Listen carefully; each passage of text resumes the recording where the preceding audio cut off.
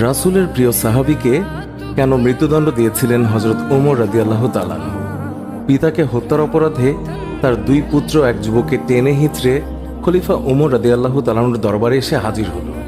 তারা বলল, এই ব্যক্তি আমাদের পিতাকে হত্যা করেছে, আমরা এর সঠিক বিচার চাই।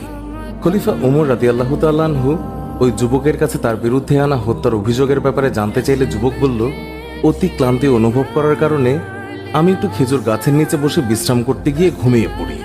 উঠে দেখি আমার উট আমার পাশে নেই।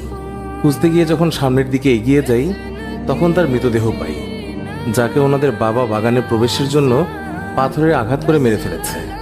এই বিষয়ে যখন আমি তার সাথে কথা বলতে যাই তখন অনেক কথা কাটাকাটি হয়েছিল এবং বাকবিতণ্ডার এক পর্যায়ে আমি তাকে পাথর দিয়ে আঘাত করে ফেলি, যার ফলে তিনি মারা যান, যা ছিল সম্পূর্ণ অনাকাঙ্ক্ষিত একটি ঘটনা। এর জন্য আমি ক্ষমা চাইছি।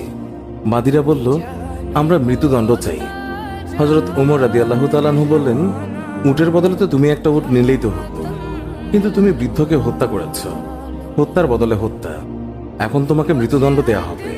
তোমার কোনো শেষ ইচ্ছে থাকলে বলতে পারো। লোকটি বলল, আমার কাছে কিছু ঋণ এবং আমানত আছে। আমাকে যদি কিছুদিন সময় দিতেন তাহলে আমি বাড়ি গিয়ে সেই ঋণ এবং আমানত পরিশোধ করে আসতাম। খলিফা ওমর রাদিয়াল্লাহু তাআলা আনহু বললেন, তোমাকে তো একা ছাড়তে পারি না। তুমি যদি তোমার তরফ থেকে কোনো জিম্মাদার রেখে যাও তবে কিছু সময়ের জন্য তোমাকে মুক্তি দিতে পারি। যুবক তখন দুঃখিত হয়ে বলল, এখানে সবাই আমার অপরিচিত, না কেউই আমাকে চেনে না, আমিও কাউকে চিনি না, সুতরাং আমার জামিনদার হবার মতো কেউ নেই। তখন হযরত আবু যর গিফরি সবার মধ্যে দিয়ে বললেন, হুজুর, আপনার যদি অনুমতি থাকে তবে আমি হতে চাই যুবকের জমিনদার। তার এই কথাতে সবাই অবাক হয়ে গিয়েছে, কারণ তিনি ওই যুবককে চিনতেন না, জানতেনও না, কিন্তু তারপরেও তিনি জমিনদার হতে রাজি হয়েছেন। খলিফা বললেন, আগামী জুম্মাবার পর্যন্ত যুবককে মুক্তি দেয়া হলো।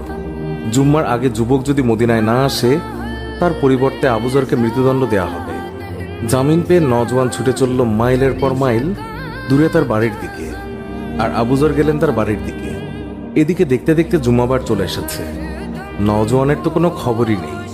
হযরত ওমর রাদিয়াল্লাহু তাআলা আনহু রাষ্ট্রীয় পত্রবাহককে পাঠিয়ে দিলেন আবু যর গিফরি রাদিয়াল্লাহু তাআলা আনহুর কাছে।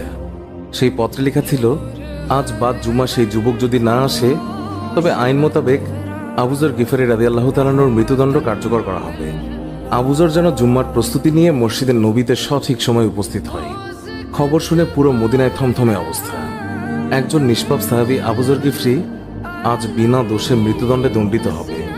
জুম্মার পর সবাই মসজিদে নবীতে হাজির, সবার চোখে পানি। জল্লাদও প্রস্তুত। জীবনে কতজনের মৃত্যুদণ্ড দেওয়া হয়েছে তার হিসেব নেই, কিন্তু আজ কিছুতেই চোখের পানি আটকাতে পারছে না। আবু যরের মতো একজন ভালো সাহাবী আজ কিনা বিনা দোষে মৃত্যুদণ্ডে দণ্ডিত হচ্ছে, এটা কেউই মেনে নিতে পারছে না। এমনকি মৃত্যুদণ্ডের আদেশ প্রদানকারী খলিফা ওমর রাদিয়াল্লাহু তাআলা আনহু তিনিও অনবরত কাঁদছেন, তবুও আইন নিজের গতিতেই চলবে। তখন আবু যর গিফরি রাদিয়াল্লাহু তাআলা আনহু নিশ্চিন্ত মনে হাসি মুখে এক কোনায় দাঁড়িয়ে মৃত্যুদণ্ডের জন্য প্রস্তুত। জল্লাদ ধীর গতিতে আবু যর গিফরির দিকে এগোচ্ছেন আর কাঁদছেন। জল্লাদের পা যেন আজ সামনের দিকে এগোচ্ছেই না, কেউ যেন তার পায়ে পাথর বেঁধে দিয়েছে। এমন সময় এক সাহাবী জল্লাদকে থামিয়ে বলল, ওই দেখো মরুভূমিতে ধুলোর ঝড় উড়িয়ে কে যেন আসছে, একটু থামো, হতে পারে ওটা যুবকের ঘোড়ার ধুলি, একটু দেখে নাও, তারপর না হয় আবু যরের মৃত্যুদণ্ড কার্যকর করো। কাছে এলে দেখা যায় ওটা ওই যুবকেরই ঘোড়া।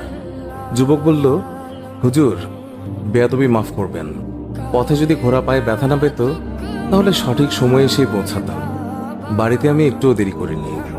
গচ্ছিত আমানত এবং ঋণ পরিশোধ করে বাবা মা এবং নববধূর কাছে সব খুলে বলে মৃত্যুর প্রস্তুতি নিয়ে তাদের কাছ থেকে চির বিদায় জানিয়ে মদিনার উদ্দেশ্যে রওনা হই। এখন আবু যর ভাইকে মুক্ত করে দিন আর আমাকে মৃত্যুদণ্ড দিয়ে পাপ মুক্ত করুন। রোজ হাসরের ময়দানে নিজেকে খুনি হিসাবে আল্লাহর সামনে পেশ করতে চাই না। চারিদিকে থমথমে অবস্থা, কি হতে চলেছে? যুবকের ফিরে আসাটা যেন হতবাক করে দিয়েছে সবাইকে। খলিফা ওমর রাদিয়াল্লাহু তাআলা আনহু যুবককে বললেন, তুমি জানো তোমাকে মৃত্যুদণ্ড দেয়া হবে, তারপরেও কেন ফিরে এলে? উত্তরে সেই যুবক বলল, আমি ফিরে এসেছি যাতে কেউই বলতে না পারে যে এক মুসলিম আরেক মুসলিমকে সাহায্য করতে এসে নিজেই বিপদে পড়েছে। এবার হজরত উমর রাদিয়াল্লাহু তাআলা আনহু হজরত আবুজরকে জিজ্ঞাসা করলেন, আপনি কেন না চেনা সত্ত্বেও এমন একজনের জামিনদার হলেন? উত্তরে আবুজর গিফরি বললেন, পরবর্তীতে কেউ যেন বলতে না পারে এক মুসলমান বিপদে পড়েছিল, কিন্তু অন্য মুসলমান তাকে সাহায্য করতে আসেনি। এমন কথা শুনে বৃদ্ধের সন্তানদের মধ্যে একজন হঠাৎ করেই বলে উঠল, হে খলিফা, আপনি ওনাকে মুক্ত করে দিন, আমরা তার উপর করা দাবি তুলে নিলাম। হজরত উমর বললেন, কেন? উত্তরে সে বলল, কেউ যেন বলতে না